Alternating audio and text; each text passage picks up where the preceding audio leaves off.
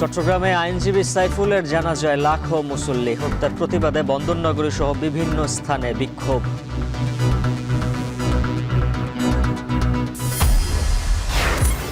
Zia charitable trust মামলায় BNP chairperson Khaleda Zia সহ সব আসামিকে খালাস দিয়েছেন হাইকোর্ট।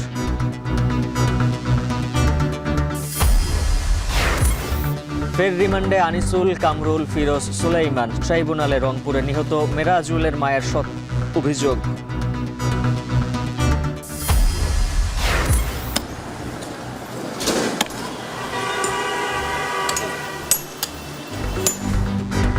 ঢাকার অলিগলি সড়কে সেবা সংস্থার সমন্বয়হীন খোরাখুরি, খনন নীতিমালা মানাতে আইনি ব্যবস্থার পরামর্শ।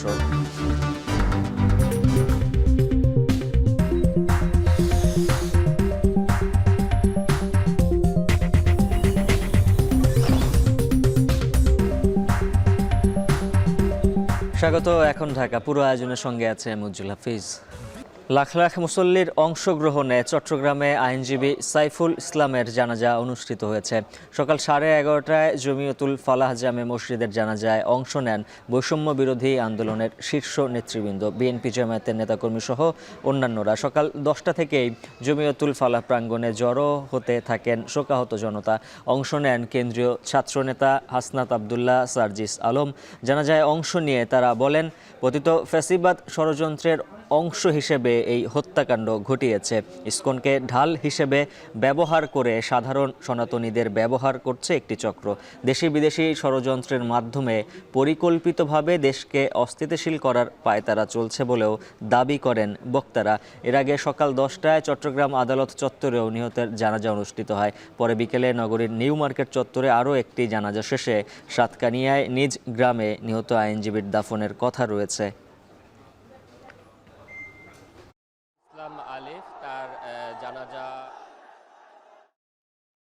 বিশেষ কোনো রাজনৈতিক দল না, এটা আওয়ামী লীগ। আপনাকে বলতে হবে এটা আওয়ামী লীগের ভারতে বসে এটা ষড়যন্ত্র। আপনাকে স্বীকার করতে হবে এই দেশে হিন্দুত্ববাদী রয়েছে। আপনি যদি এই হিন্দুত্ববাদী যে মনোভাবটা, এই উগ্রবাদী মনোভাবটা যদি আপনি স্বীকার করতে না পারেন, তাহলে এই সমস্যাটা সমাধান করা সম্ভব না।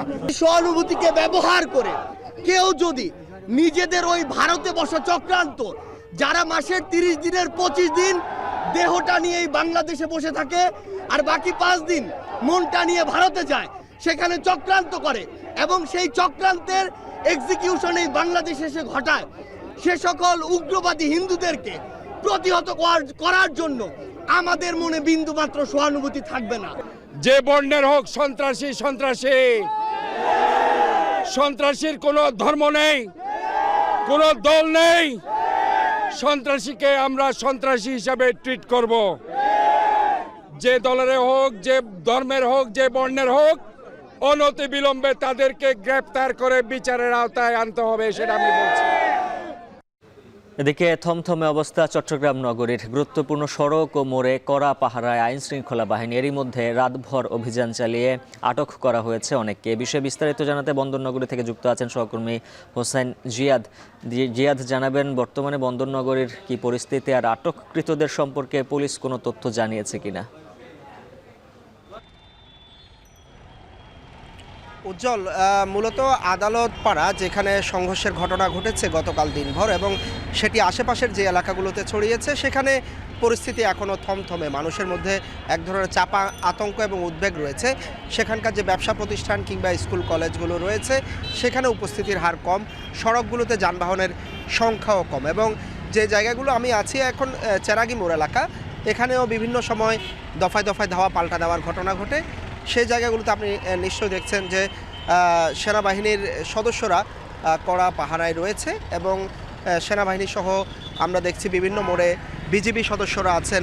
তারা বিভিন্ন জায়গায় চেকপোস্ট বসিয়ে চেক করছেন পরিবহনগুলো এবং পুলিশের সদস্যদেরকে আমরা দেখতে পাচ্ছি একই মোড়ে। এবং তারা মূলত গতকাল বিজিবি মোতায়েন করা হয়েছে এবং এর পাশাপাশি অন্যান্য যে আইনশৃঙ্খলা রক্ষাকারী বাহিনী, সেনাবাহিনী সবাই গুরুত্বপূর্ণ মোড়গুলোতে অবস্থান নিয়েছেন। যেই সব জায়গায় মসজিদ মন্দিরগুলো রয়েছে, সেই জায়গাগুলোতে তারা কড়া পাহারায় রয়েছেন।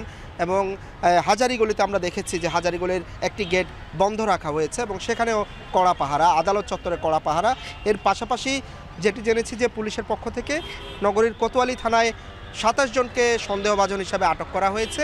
এর পাশাপাশি নগরের পাহাড়তলী থানায় গতরাতে 6 জনকে আটক করা হয়। তারা সবাই আওয়ামী লীগের নেতাকর্মী এবং তারা শহরের নয়, শহরের বাইরে মিরসরাই উপজেলার।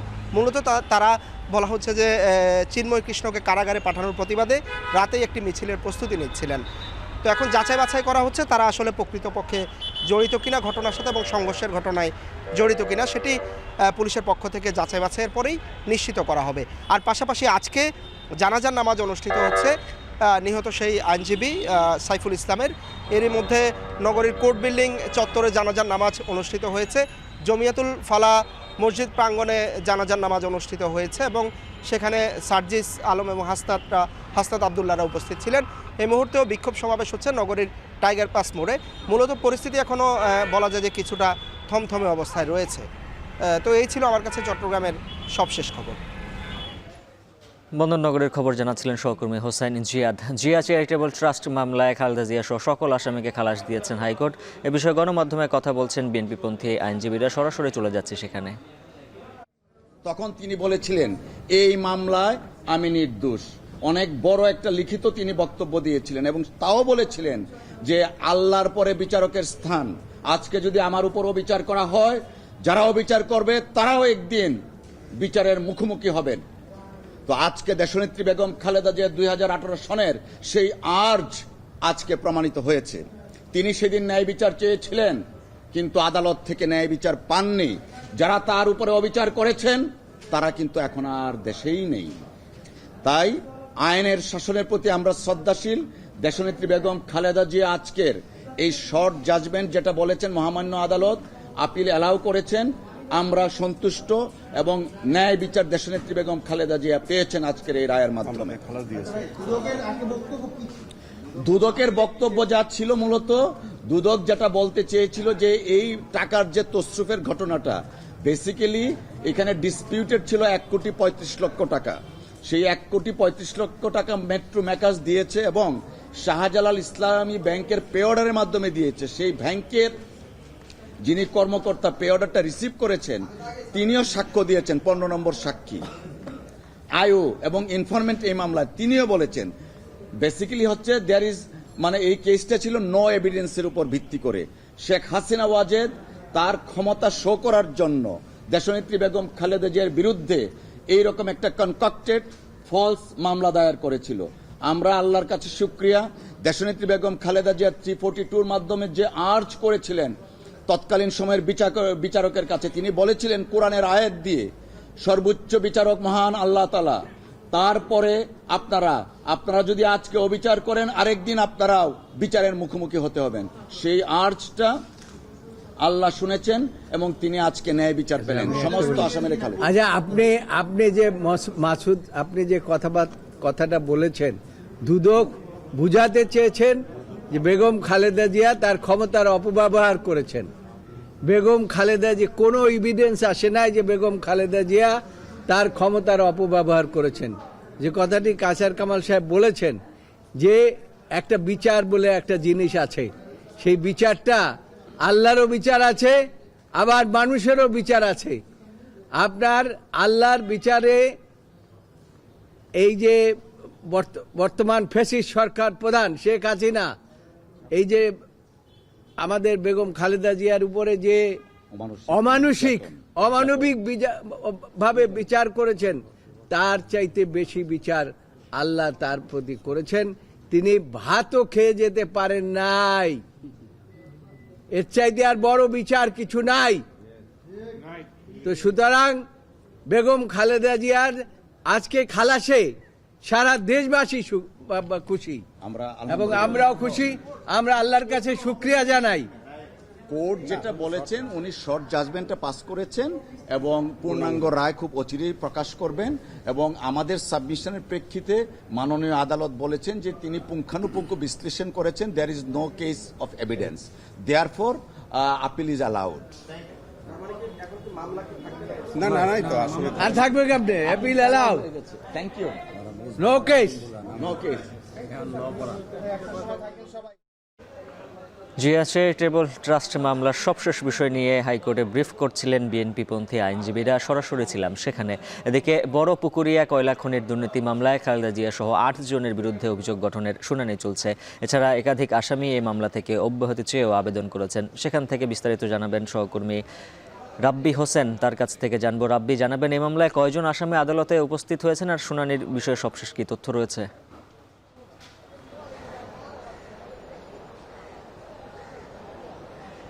উজ্জ্বল, দিনাজপুরের বড়পুকুরিয়া কয়লা খনিতে ঠিকাদার রক্ষণাবেক্ষণ বা এর অনিয়মের অভিযোগে 158 কোটি 71 লাখ টাকা অনিয়মের অভিযোগে তত্ত্বাবধায়ক সরকারের আমলে 2008 সালের 26 ফেব্রুয়ারি দুদক একটি শাহবাগ থানায় মামলা করেছিল সাবেক প্রধানমন্ত্রী বেগম খালেদা জিয়া সহ 16 জনের বিরুদ্ধে। এবং সেই মামলায় 2008 সালের 8 অক্টোবর একটি অভিযোগপত্র দাখিল করে 16 জনকে অভিযুক্ত করে আদালতে। সে মামলায় 8 জন বিভিন্ন সময়ে মারা গিয়েছেন।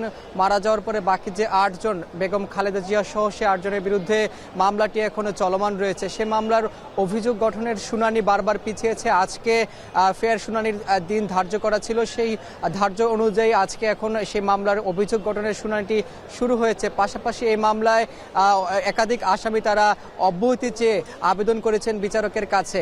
এখন আদালতের এই শুনানির কার্যক্রমটি চলছে এবং এই মামলায় প্রধান 2 আসামি সাবেক স্বরাষ্ট্রমন্ত্রী আলতাফ হোসেন চৌধুরী ও ডক্টর খন্দকার মোশাররফ হোসেন, তিনি উপস্থিত হয়েছেন। উপস্থিত হয়ে তাদের পক্ষ থেকে আদালতের কাছে অব্যাহতি চেয়ে আবেদন করা হয়েছে এবং বেগম খালেদা জিয়ার পক্ষ থেকে তার আইনজীবীরা আদালতে উপস্থিত হয়েছেন। কারণ এই মামলায় বারবার অভিযোগ গঠনের শুনানি পিছিয়েছে, অনেক সময় নথি ছিল না। পাশাপাশি বাদী অর্থাৎ দুদক যেহেতু মামলা করেছে, দুদকের পাবলিক প্রসিকিউটর বা দুদকের যিনি বাদী তিনি উপস্থিত হননি, যার কারণে এই মামলাটি এখন আসলে শেষ হয়নি। এবং এই মামলায় উপস্থিত হয়ে আসামিরা আসলে বলছেন যে তাদেরকে বারবার এই মামলায় হাজিরা দিতে হচ্ছে, কারণ এই মামলার সঙ্গে তাদের কোনো সম্পৃক্ততা নেই। তাদেরকে মিথ্যা মামলা দিয়ে তাদেরকে হয়রানি করা হয়েছে। শুধুমাত্র রাজনৈতিক উদ্দেশ্য সাধনের জন্যই তত্ত্বাবধায়ক সরকারের আমলে এই মামলাটি করা হয়েছিল, যার কারণে এই মামলা থেকে তারা অব্যাহতি চান। সে অব্যাহতি চেয়ে আবেদন করেছেন বিচারকের কাছে বা আদালতের কাছে। তবে শুনানির কার্যক্রমটি এখন চলমান আছে। বিভিন্ন সময় এই মামলার 8 জন আসামি মারা গিয়েছে।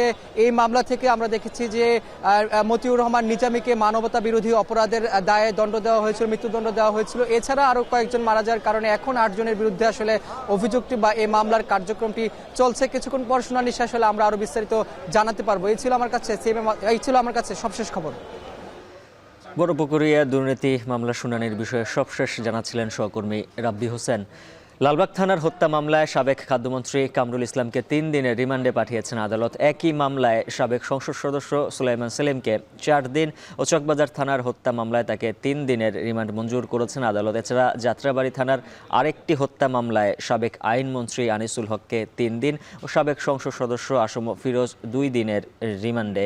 বুধবার সকালে প্রত্যেককে ঢাকার আদালতে হাজির করে রিমান্ড শুনানি শেষে এই আদেশ দেন মেট্রোপলিটন ম্যাজিস্ট্রেট মোহাম্মদ ইমরান আহমেদের আদালত। পাশাপাশি বিভিন্ন থানার একাধিক হত্যা মামলায় সাবেক আইজিপি চৌধুরী আবদুল্লাহ আল মামুন, সাবেক মন্ত্রী দীপু মনি, আনিসুল হক, জুনায়েদ আহমেদ পলক, সাবেক সংসদ সদস্য সালমান এফ রহমান, আমির হোসেন আমু, হাসানুল হক ইনু, রাশেদ খান মেনন সহ 16 জনকে গ্রেফতার দেখানো হয়েছে।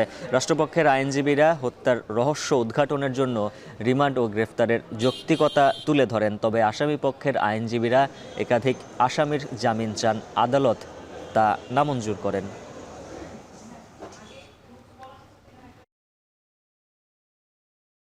আসামিরা যখন এখানে কোর্টে উপস্থাপন করা হয়, রিমান্ড শুনানি হয়, তখন আসামি পক্ষের আইনজীবীরা কথা বলতে চায় তারা অসুস্থ, তারা বয়স্ক এবং তাদের কিডনি নাই, তাদের শরীরের এই অঙ্গ নাই, এই অবস্থা, তারা বিভিন্ন রোগে আক্রান্ত, এই ধরনের বক্তব্য রাখে। যখন মন্ত্রী এমপি থাকেন, যখন আন্দোলনকারীদের হত্যা করা হয় তখন অসুস্থ থাকেন না, আর যখন আদালতে চলে আসেন তখন অসুস্থ হয়ে যান। এই মামলায় অ্যাডভোকেট আনিসুল হক ঘটনার সাথে সম্পৃক্ত না এবং ঘটনার সাথে জড়িত না।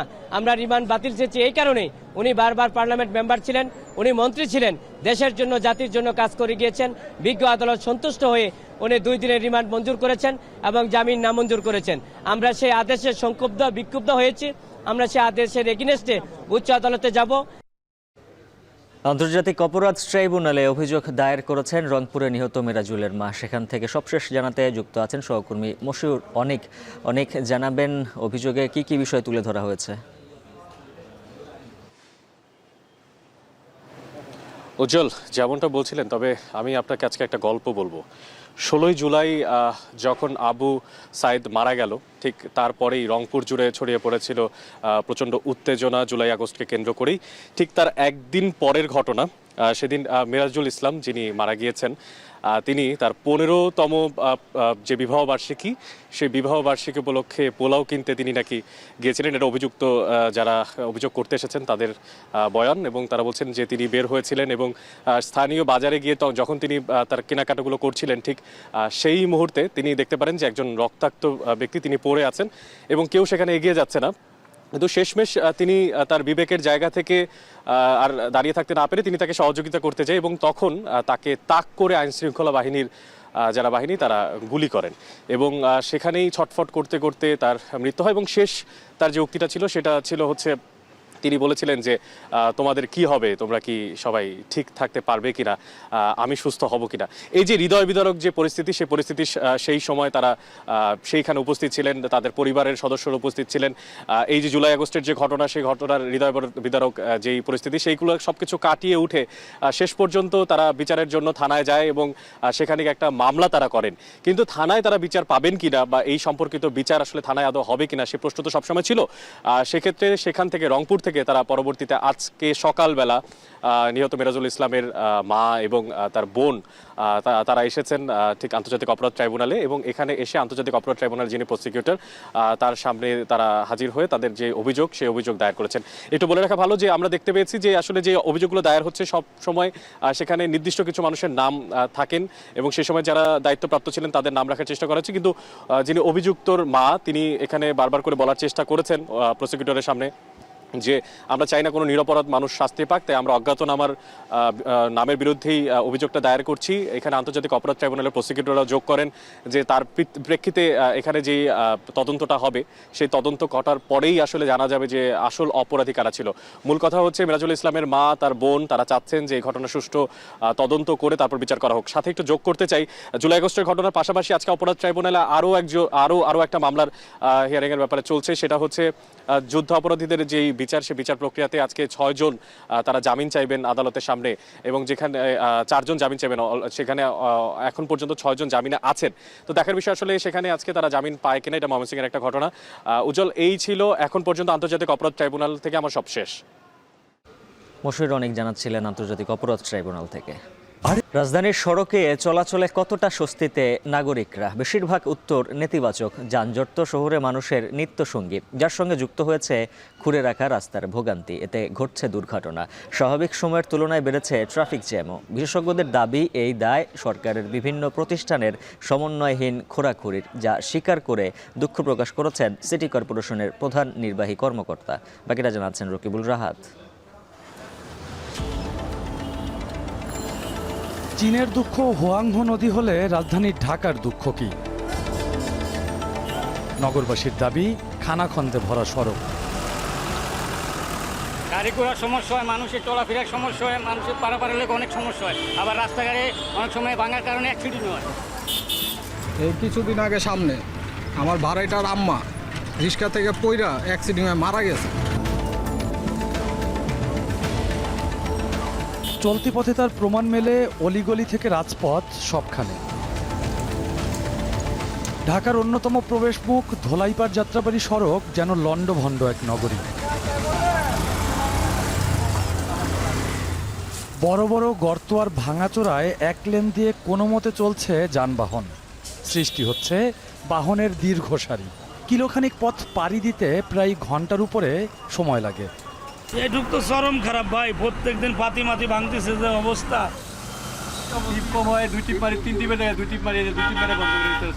অনেক মানুষ, অনেক লোকেরা বলছে, সিটি কর্পোরেশনের লোক আছে, এরা উপরে যায় একটু ভরে ভরে দেওয়া যায়, আবার কোথাও যাওয়া আছে। তাই প্রধান সড়কের চেয়েও বাজে অবস্থা অলিগলির। মিরপুর, ধানমন্ডি, মোহাম্মদপুর, আসাদ গেট, মুগদা, রামপুরা, খিলগাঁও ও পুরান ঢাকার কয়েকটি এলাকা খোঁড়াখুড়িতে এবং সংস্কার পরবর্তী অবস্থায় জর্জরিত। যেমন কাজীপাড়ার মসজিদ গলি। এখানে ওয়াসার পয়ঃনিষ্কাশন পাইপ বসানোর কাজ চলমান 3 মাস ধরে। যান চলাচল তো দূরের কথা, পায়ে হাঁটাও কষ্টকর। এলাকাবাসীর দাবি, কিছুদিন পরপরই বিভিন্ন সেবা সংস্থা রাস্তা কাটে। এই তো একখানটা একটু স্ল্যাব ভাঙ্গে, একখানটা স্ল্যাব একটু ঠিক করে, এইভাবে অনেক দিন যাবতীয় যেতেছে, কিন্তু রাস্তার কাম আসলে তুলনামূলক হয় না। যাতায়াত ডেইলি করা হয়, তো দেখতেছি যে কাজ শুরু হয়, আবার অফ হয়, আবার চালু হয়। কোনো দোকানদার বলতে পারবে না কি যে আমি এখন শান্তিতে আছি। এই গলি থেকে বেরুলেই রোকেয়া সরণি, যেখানে নতুন রাস্তা খুঁড়ে বৈদ্যুতিক লাইন বসানোর কাজ হচ্ছে। এলাকাবাসী জানায়, খেয়াল খুশি মতো ভালো রাস্তা কেটে সড়ক খারাপ করছে সরকারি প্রতিষ্ঠানই। ভালো রাস্তা কখনো ওয়াসার লোক কাটে, কখনো পল্লী বিদ্যুতের লোক কাটে, কখনো আপনার সিটি কর্পোরেশনের লোক কাটে, এভাবে কাটার তালেই থাকে, যে যার মতন। একই পরিণতি মতিঝিল ব্যাংকপাড়ার সব সড়কের। ওয়ারি রোড, টিকাটুলি রোড, আরামবাগ, এমনকি বঙ্গভবনের পাশের সড়কেও দীর্ঘমেয়াদী খোঁড়াখুঁড়ি। ওয়াসা, ডেস্কো, ডিপিডিসির মতো প্রতিষ্ঠান দফায় দফায় রাস্তা খুঁড়ে কাজ করছে। পরিকল্পনার দারুণ একটা অভাব লক্ষ্য করা যাচ্ছে, যে পরিকল্পিতভাবে করলে হয়তো এত ঘোরাঘুরি করা লাগতো না। যদিও সড়ক খননে রয়েছে সুনির্দিষ্ট নীতিমালা। জনগণের ভোগান্তি কমাতে বর্ষাকাল ব্যতীত নির্ধারিত সময়ের বাধ্যবাধকতা এবং জরিমানার বিধান রেখে 2009 সালে ঢাকা মহানগরী সড়ক খনন নীতিমালা প্রণয়ন করা হয়। সিটি কর্পোরেশনের প্রধান নির্বাহীকে সভাপতি করে গঠন করা হয় ওয়ান স্টপ সমন্বয় সেল। এ বিষয়ে দেখভাল ও আইনের বাস্তবায়ন কেমন হচ্ছে, সে বিষয়ে উত্তর পেতে সিটি কর্পোরেশনে এখন টিভি। পানি, বিদ্যুৎ, টেলিকমিউনিকেশন ও অন্যান্য সেবা সংস্থার সমন্বয়হীন খোঁড়াখুঁড়ির জন্য দুঃখ প্রকাশ করেন ঢাকা দক্ষিণ সিটির প্রধান নির্বাহী কর্মকর্তা। জানান, সব বিভাগকে আন্তরিক হবার আহ্বান। বছরের শুরুতেই কিন্তু আমরা সকল বিভাগকে কিন্তু অবহিত করি পত্রের মাধ্যমে, বিশেষভাবে আমাদের কি কি কর্ম পরিকল্পনা আছে। বছরের শুরুতে যদি ওনারা বিশেষভাবে এই নভেম্বর ডিসেম্বরে যদি সবাই আমাদের কাছে একযোগে আবেদন করে, এটি আমাদের জন্য আন্তঃসমন্বয়ের জন্য অত্যন্ত সহায়ক হবে। এদিকে ঢাকা মহানগরীর সড়ক খনন নীতিমালাকে স্রেফ কেতাবি বলে মন্তব্য করেছেন এই নগর পরিকল্পনাবিদ। জানান, নিয়ম ভাঙাদের শাস্তি নিশ্চিত করতে না পারলে কাজে আসবে না কোনো আইন। ঠিকাদাররা এই নীতিমালাকে কেয়ার করেন না, তারা সিটি কর্পোরেশনের যারা প্রকল্প পরিচালক তাদেরও মনে হয় কেয়ার করেন না। তাদের যে একটা রাজনৈতিক বল, এইটাই মনে হয় তাদের কাছে সবচেয়ে বেশি প্রাধান্য পায়। এই জন্য তারা জনগণ বা কর্পোরেশন কারো কাছে দায়বদ্ধ না।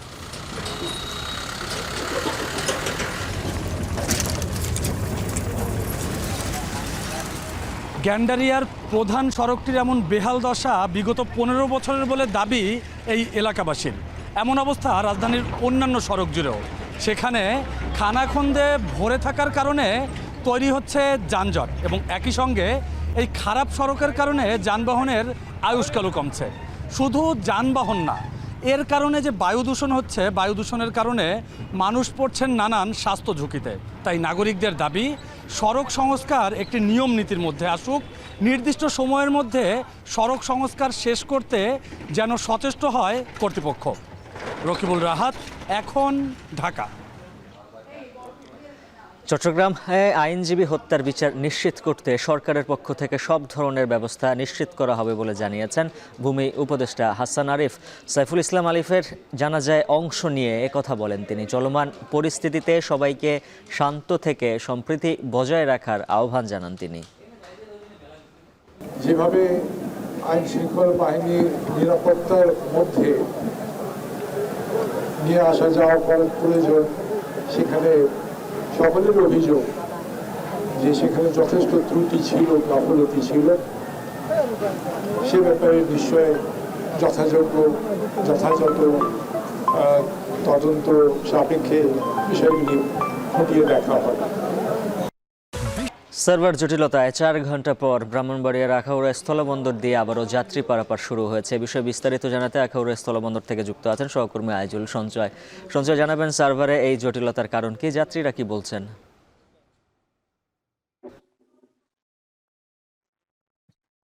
উজ্জ্বল, আজকে সকাল 8টা থেকেই কিন্তু এই যে আগরতলা ইমিগ্রেশন পুলিশের যে সার্ভার আছে, মূলত যেটিতে আসলে যাত্রীদের যে প্রয়োজনীয় তথ্য আছে সেগুলো লিপিবদ্ধ করা হয়, সেটিতে ত্রুটি দেখা দেয় এবং তার ফলে সকাল 8টা থেকে কিন্তু এই আখাউড়া স্থলবন্দর দিয়ে ভারত থেকে কোনো যাত্রী কিন্তু বাংলাদেশে প্রবেশ করেনি।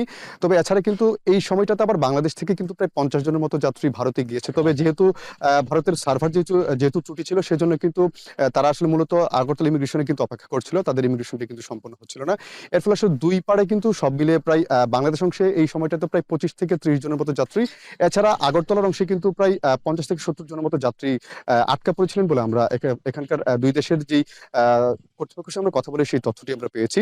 মূলত সকাল 8টা থেকে আসলে যাত্রী পারাপারটি বন্ধ ছিল। তবে এখন যেটি আসার খবর যেটি হলো যে এই যে যাত্রীদের যে ভোগান্তি যেটি হচ্ছিল আসলে যাত্রী পারাপার বন্ধ থাকার কারণে, সেটি নিয়ে বিএসএফ এবং বিজিবির মধ্যে একটি কথা হয়েছে এবং কথার প্রেক্ষিতে কিন্তু আসলে আবারও এখান দিয়ে যাত্রী পারাপার শুরুর কিন্তু প্রস্তুতি চলছে। আমরা কথা বলেছিলাম আখাউড়া আন্তর্জাতিক ইমিগ্রেশন চেকপোস্ট পুলিশের যিনি ভারপ্রাপ্ত কর্মকর্তা আছেন মোহাম্মদ খায়রুল আলম, তার সঙ্গে কথা হয়েছে। তিনি যেটি বলছেন যে তারা এই যে যাত্রী পারাপার বন্ধের কারণে যে যাত্রীদের যে ভোগান্তি যেটি হচ্ছিল সেটি নিয়ে তারা বিএসএফকে তারা জানিয়েছিলেন এবং এখানকার যেই যারা সীমান্তরক্ষী বাহিনী বিজিবির সঙ্গে তারা কথা বলেছেন এবং বিজিবি এবং বিএসএফ এর আলোচনার প্রেক্ষিতে কিন্তু আবার নতুন করে এই যে যাত্রী পারাপারটি কিন্তু শুরু হওয়ার প্রস্তুতি চলছে।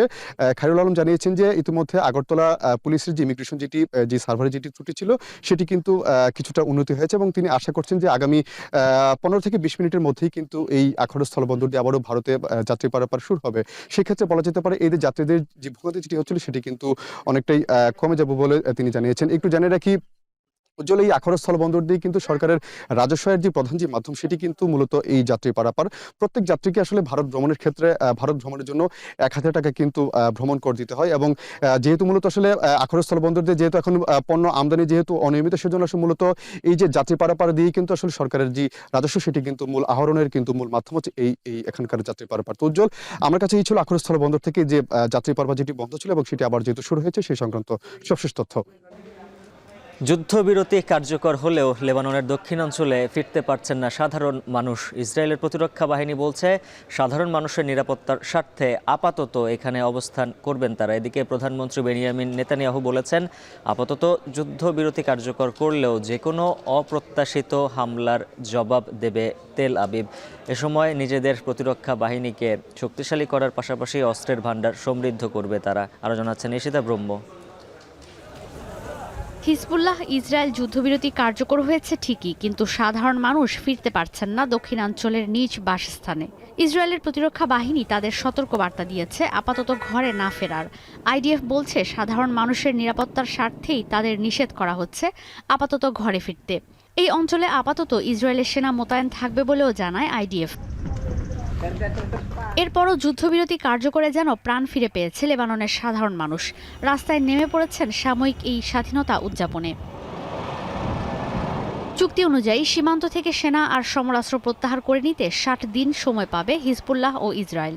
এ সময় লেবাননের সেনাবাহিনীর অন্তত 5000 সেনা মোতায়েন থাকবে দক্ষিণ সীমান্তে। তবে যুদ্ধবিরতি কার্যকরের পরও বৈরুতের আকাশে ইসরায়েলের ড্রোন উড়তে দেখা গেছে।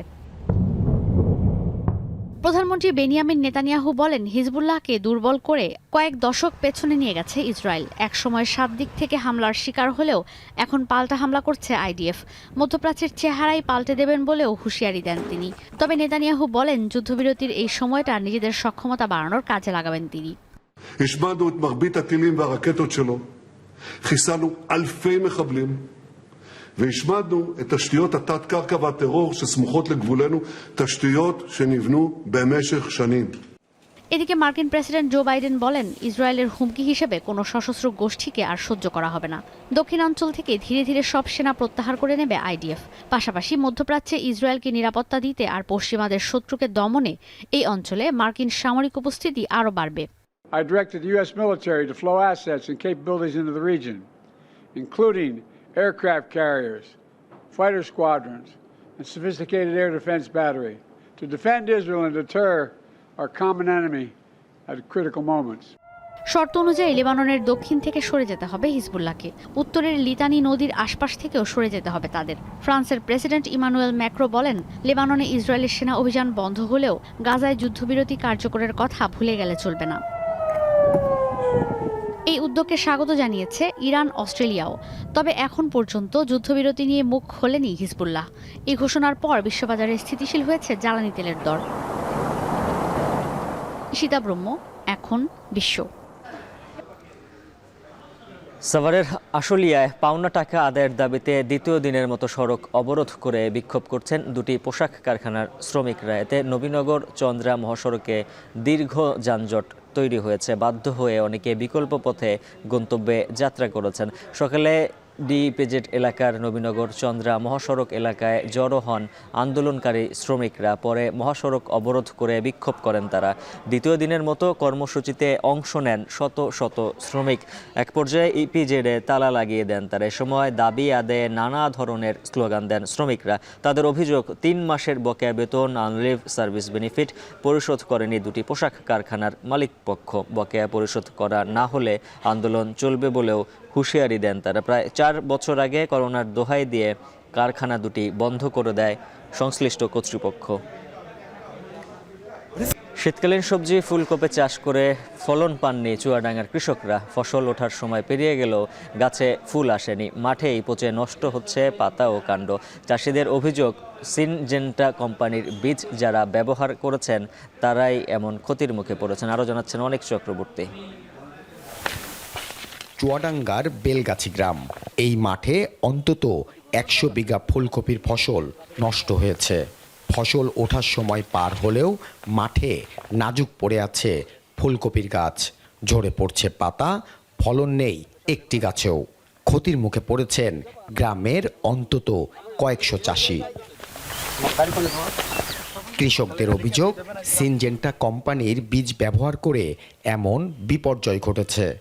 জটিলতা দেখে বারবার ওই বীজ কোম্পানির কাছে ধর্ণা দিলেও মেলেনি সমাধান। অথচ একই মাঠে অন্য কোম্পানির বীজে ফলন হয়েছে আশানুরূপ। ৭৫ দিন বয়স, বেচা কেনা তো হচ্ছে না, পাতা কুকড়া লাগে, কপি সব আমাদের নষ্ট হয়ে গেছে। সবারই একই অবস্থা, সবারই গাছ ছোটোখাটো, জড়ানো পাতা জড়ানো, পাতা কটা বড় হয়নি, ফুল হয়েছে ছোট ছোট, 100 থেকে 150 গ্রাম হবে। ব্যাপারী তো খালি হুই কিনবে না, সে মাল দেখে গাছ কিনবে। আমরা ব্যাপক ক্ষয়ক্ষতির একটা যে কোনো একটা ফয়সালা যেন আমাদের করে দেয়। এরকম লাগে দণ্ড হবে এরকম।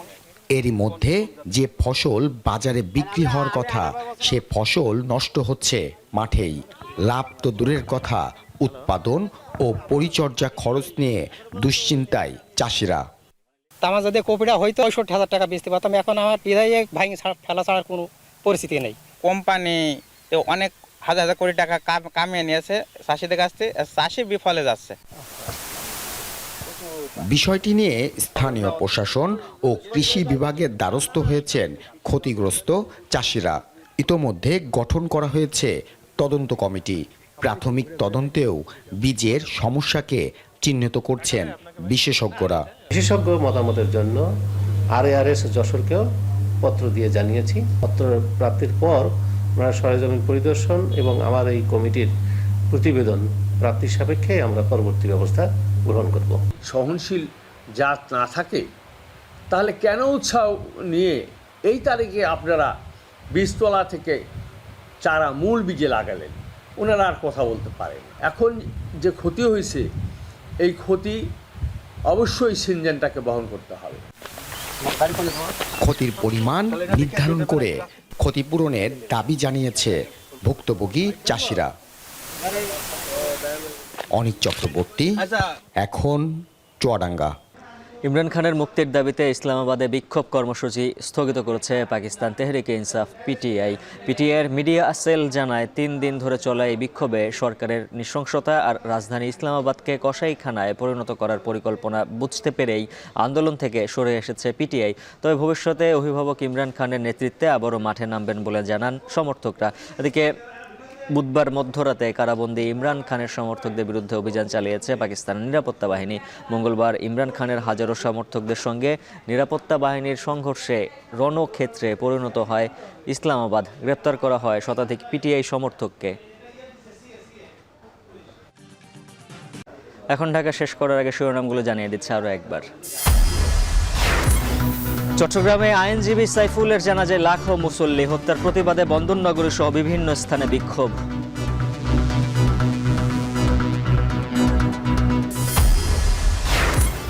জিয়া অরফানেজের পর চ্যারিটেবল ও বড় পুকুরিয়া দুর্নীতি মামলায় খালাস পেলেন খালেদা জিয়া, বাকি আসামিরা অব্যাহতি। ফের রিমান্ডে আনিসুল, কামরুল, ফিরোজ, সুলেইমান। ট্রাইব্যুনালে রংপুরে নিহত মেরাজুলের মায়ের অভিযোগ।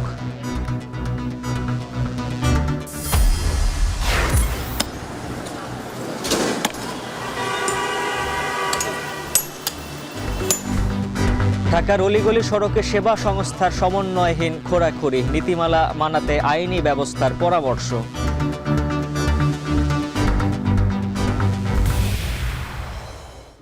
আর এই ছিল এখন ঢাকার আয়োজন। এখন টেলিভিশন ওয়েবসাইটে দেখতে ভিজিট করুন এখন.tv। এছাড়া ফেসবুকে দেখুন facebook.com/tv.এখন। আর ইউটিউবে সরাসরি দেখতে ভিজিট করুন youtube.com/c/echontv।